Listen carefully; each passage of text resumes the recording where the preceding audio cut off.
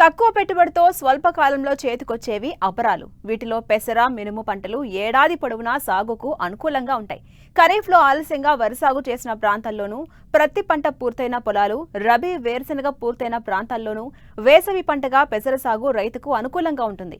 ఇప్పటికే పెసరను విత్తిన ప్రాంతాల్లో పైరు వారం రోజుల వరకు ఉంది. అయితే వేసవి పెసర నుంచి అధిక దిగుబడులు సాధించాలంటే సాగు ఆరంభం నుంచే అన్ని యాజమాన్య పద్ధతులు తప్పనిసరిగా పాటించాలి. ఆ వివరాలేంటి ఇప్పుడు చూద్దాం.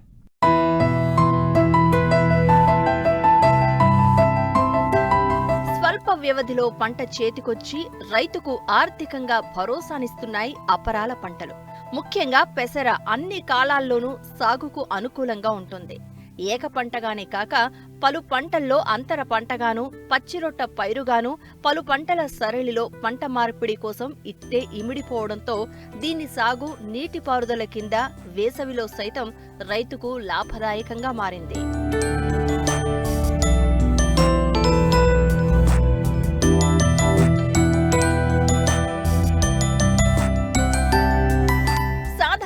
ఫిబ్రవరి నుంచి మార్చి 15 వరకు పెసర విత్తటానికి అనుకూల సమయం. నీటి వసతి కింద ఇప్పటికే పెసరను విత్తిన రైతాంగం కీలకమైన సాగు యాజమాన్య పద్ధతుల పట్ల కూడా కొంత అవగాహన కలిగి ఉండాలి. వేసవి పెసర సాగుకు LGG 407, 450, 460, MGG 295, TM 96-2 రకాలు అనుకూలంగా ఉంటాయి. ఇటీవల వరంగల్ వ్యవసాయ పరిశోధన స్థానం నుంచి విడుదలైన WGG2 పెసర రకం రైతుల క్షేత్రాల్లో మంచి ఫలితాలను అందిస్తోంది.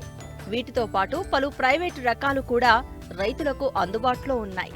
వాటి గుణగణాలను పరిశీలించి రైతులు సాగుకు ఎంచుకోవాలి. మెట్ట ప్రాంతాల్లో ఎకరాకు 8 నుంచి 10 కిలోల విత్తనం అవసరమవుతుంది. వరి మాగాణుల్లో వేసవి పంటగా సాగు చేసినట్లయితే ఎకరాకు 12 నుంచి 14 కిలోల విత్తనం అవసరమవుతుంది.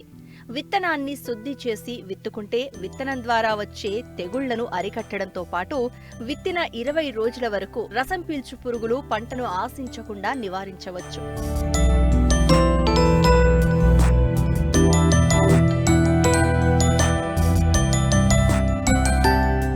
పంటలోనైనా నాటిన తొలి దశలో కలుపు ప్రధాన సమస్య.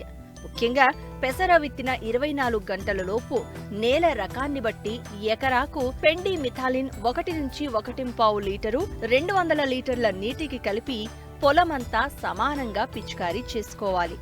రసాయన మందులు పిచికారీ చేసే సమయంలో నేలలో తగినంత తేమ ఉండేలా చూసుకోవాలి.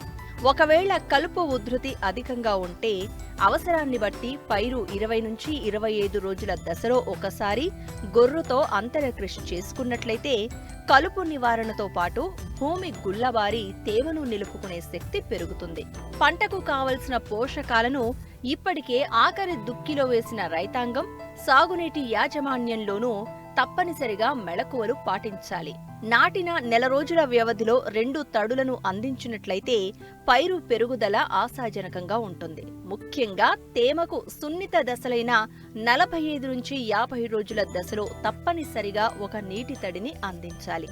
దీనివల్ల పూత, పిందె పెరుగుదల బాగుండి దిగుబడులు ఆశాజనకంగా ఉంటాయి.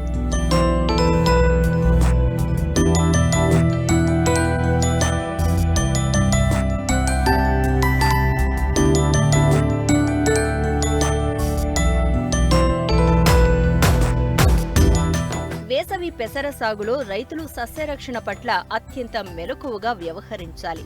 ముఖ్యంగా నాటిన తొలి దశలో పైరుకు చిత్తపురుగుల బెడద ఎక్కువగా ఉంటుంది.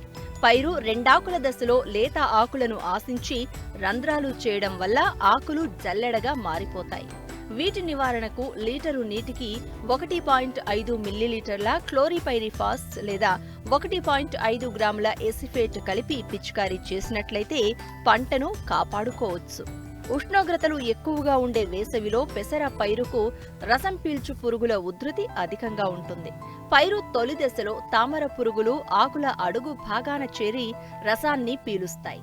వీటి నివారణకు 1.5 మిల్లీలీటర్ల మోనోక్రోటోఫాస్ లేదా ట్రైజోఫాస్ లీటరు నీటికి కలిపి ఆకుల భాగం తడిచేలా పిచికారీ చేయాలి.